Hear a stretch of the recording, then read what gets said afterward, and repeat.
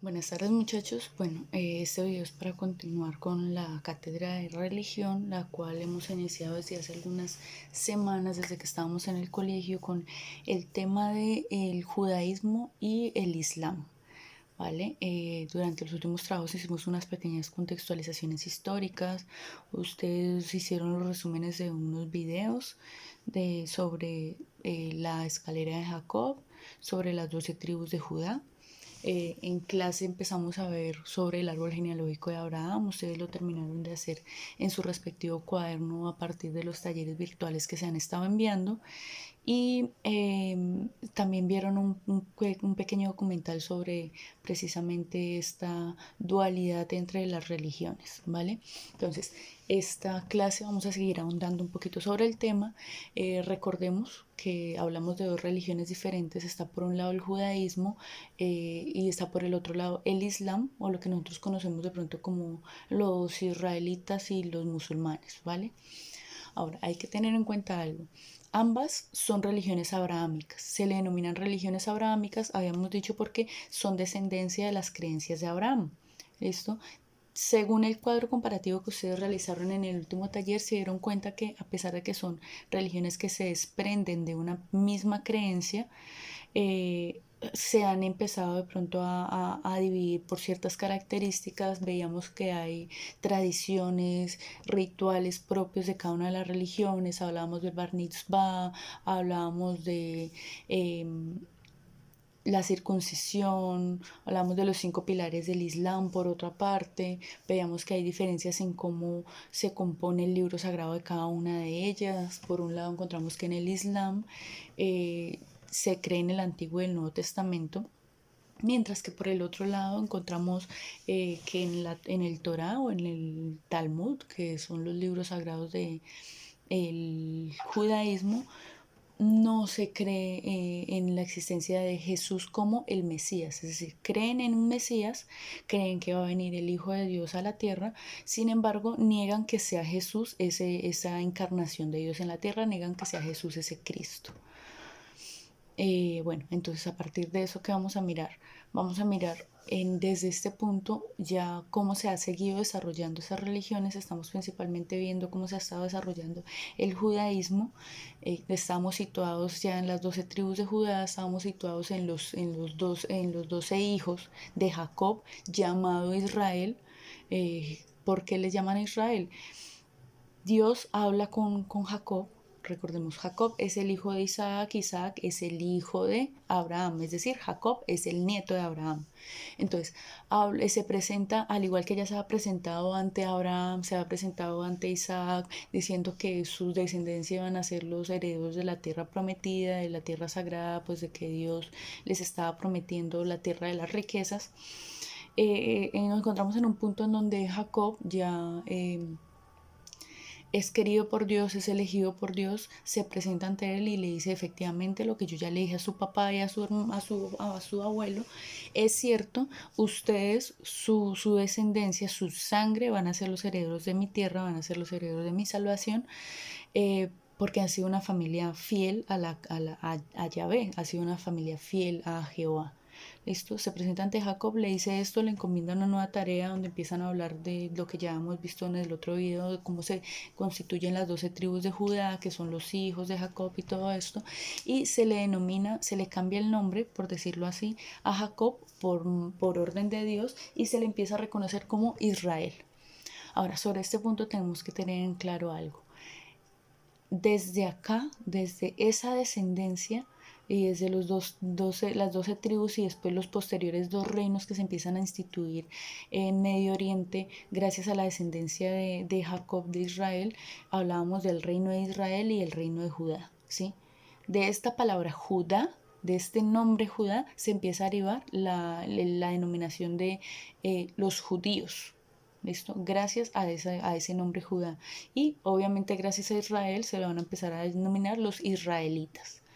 ¿Listo? Israelitas, todos los que vienen de esta descendencia de Abraham, israelitas, todos los que vienen del pueblo de Abraham, de los allegados a la familia de Abraham, y por otra parte los judíos, que empezamos a encontrar esa denominación principalmente para decir quiénes son los adeptos a esta religión que cree en Yahvé, que cree en Jehová, que habla de un creador del mundo, de un hacedor del mundo, y obviamente que empieza a creer en todas las parábolas que los profetas nos van a mostrar en las escrituras, como el arca de Noé, como Adán y Eva, como todo esto, ¿vale? Ahora, bajo la descendencia de las 12 tribus nace Moisés, ¿sí? Bueno, una derivación de unas generaciones más abajo empieza a nacer Moisés. Eh, Recordemos, gracias a todo lo de Semana Santa, que el pueblo israelita es colonizado, por decirlo así, es esclavizado por el reino egipcio, ¿listo? Por el imperio egipcio. Los egipcios, el faraón y todo esto esclavizan a los israelitas, los ponen a trabajar para Egipto, para el faraón, y lo que empieza a pasar de aquí en adelante es todo lo que conocemos en las parábolas bíblicas de la llegada de Moisés, del nacimiento de Moisés, de cómo llega a los oídos del faraón la profecía, por decirlo así, de un israelita, de un hijo de los esclavos, que va a liberar a todo el pueblo israelita de la esclavitud egipcia. Entonces, obviamente, el faraón manda a matar a todos los bebés, mandan en en la canastita a Moisés. Moisés justamente va al templo del faraón, al palacio del faraón, crece con ellos, bueno, todo lo que ya conocemos, espero y creo que ustedes conocen la historia de Moisés. Ya Moisés luego crece con la familia del faraón, crece creyéndose hijo del faraón, luego viene la revelación, se da cuenta que no, que él no era hijo del faraón, que era, por otra parte es hijo o descendiente de los hebreos. Y posteriormente Dios se presenta ante él, le da el mandato que libere a su pueblo porque llevan generaciones de esclavitud, y viene Moisés, va, libera al pueblo, pasa lo de las 10 plagas, se enfrenta a su hermano con el que había crecido, el hijo del faraón, que ahora es el nuevo faraón, Ramsés, y libera a todo el pueblo israelita, ¿listo? De las manos de la esclavitud egipcia. Ellos se van a vagar al desierto 40 años en busca de esta tierra que ya se les había prometido a su ascendencia, a Abraham, a Isaac, a Jacob, y que esta vez viene Dios y se le presenta a Moisés y le dice, sí, es que ellos son los herederos de mi tierra, de la tierra prometida y todo. Hay muchas parábolas y hay muchos salmos y hay muchos evangelios en la Biblia que nos van a mostrar cuántas veces se presenta a Dios ante la familia, ante la ascendencia y descendencia de Jacob, y cuántas veces se le recalca esa promesa de Dios de ustedes son el pueblo amado por Dios, ustedes van a ser los que van a tener la riqueza del mundo y todo esto, ¿listo?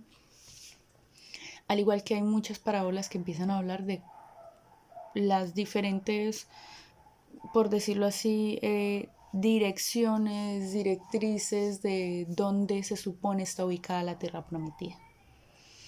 Entonces, en Deuteronomios y en Números, que son libros y que son pasajes de la Biblia, evangelios de la Biblia, encontramos que Dios se presenta ante Moisés, Dios se presenta ante Jacob y les dice dónde va a estar la tierra prometida. Entonces, son localizaciones que obviamente ya no nos van a dar unas coordenadas exactas coordenadas de latitud, altitud, como nosotros sabemos que nos ubicamos geográficamente en un mapa, pero sí le dice por el Mar Muerto a la derecha del monte del Sinaí. Bueno, empieza a mencionar unos lugares específicos que son obviamente conocidos en toda la región, y más o menos por allá les dice extensiones muy grandes, desde tal parte hasta tal parte, y de ahí como cuando ustedes van a jugar fútbol y bueno, el árbol a tal parte de la portería y de tal parte a tal parte llega a la cancha, y uno lo hace.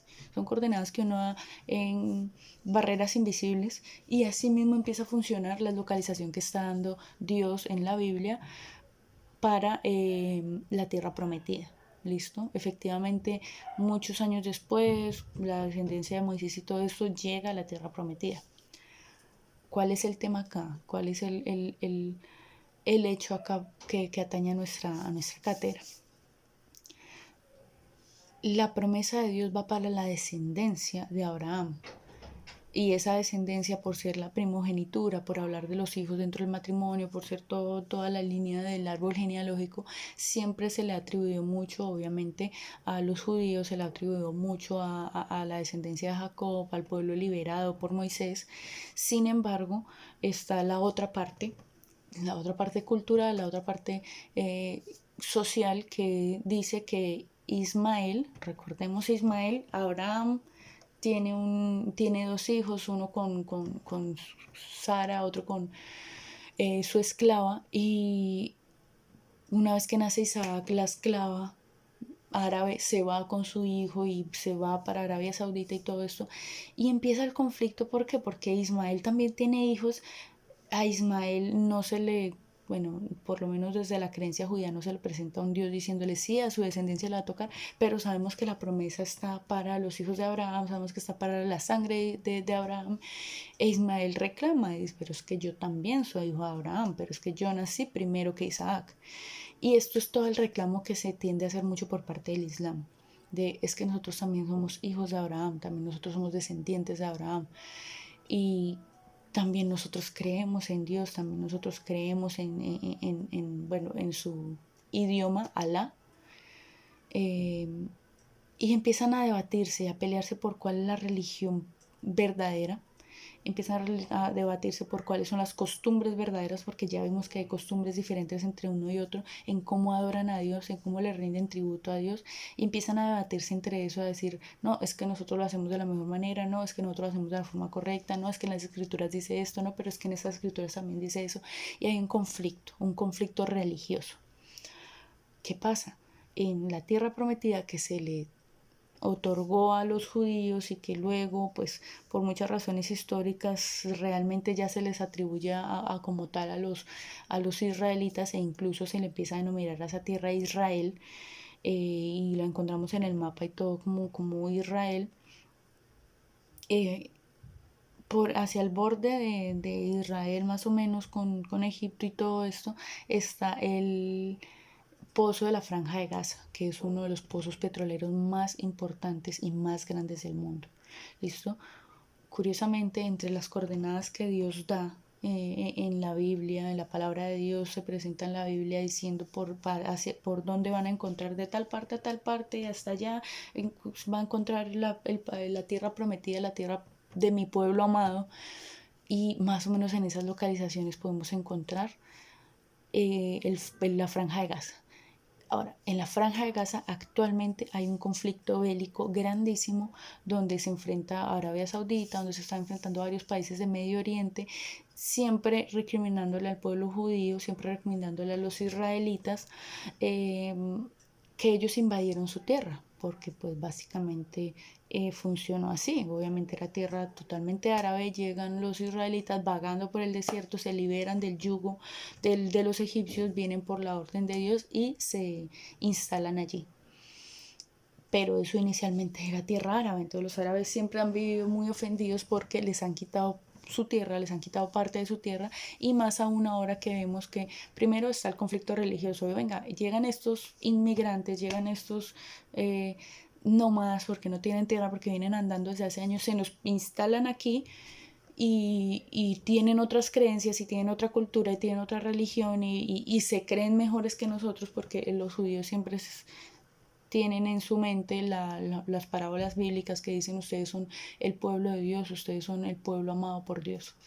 Entonces hay un conflicto allí entre ellos, hay un conflicto bárbaro en el sentido de que se están peleando esa tierra. Ahora, hay conflictos mundiales, internacionales, en el sentido en que otros países como Rusia, otros países como Estados Unidos han metido mano en esa guerra, en una guerra que es por una tierra que son básicamente les compete solamente a ellos, y un conflicto religioso que les compete solamente a ellos, y han metido manos potencias mundiales, obviamente con intereses económicos y con intereses políticos. De quien gana la guerra obviamente se va a ver beneficiado, porque ahí está ese pozo petrolero que es ahorita la riqueza del mundo. ¿Listo? Eso principalmente en lo que constituye a la guerra y a la división que hay entre judíos y entre eh, islámicos.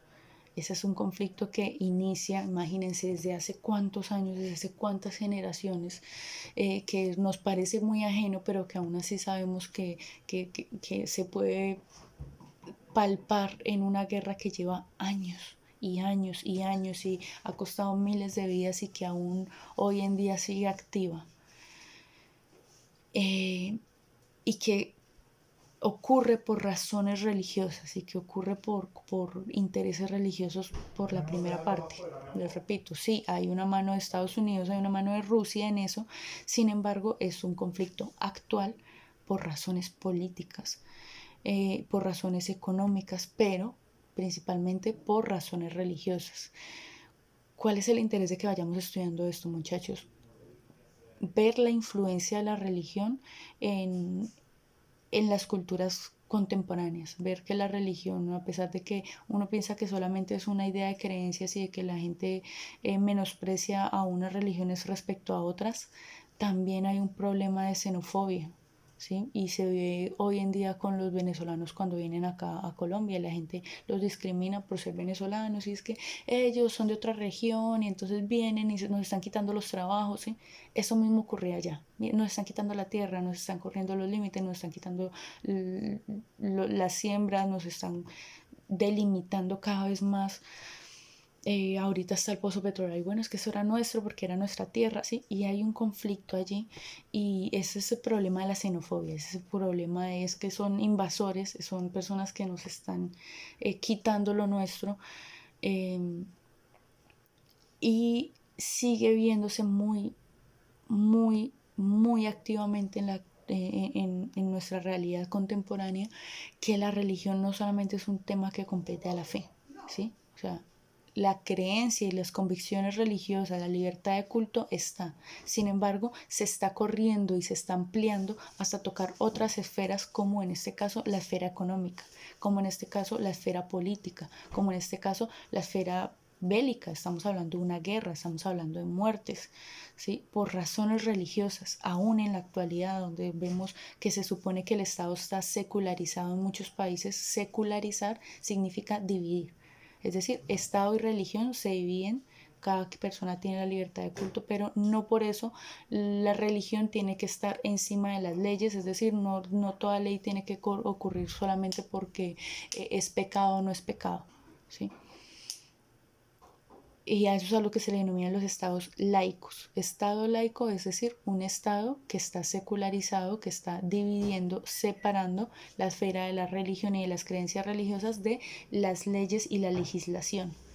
Pero en esos países no ocurre tanto de esa forma, y en esos países vemos que la religión está tocando otras esferas que parecieran ser muy ajenas del plano espiritual, pero que eh, aún así está complicando políticamente la actualidad en muchas partes del mundo. Este es nada más uno de los ejemplos. Continuamos la próxima clase. Voy a dejar una tarea y la envío al grupo de los padres de familia.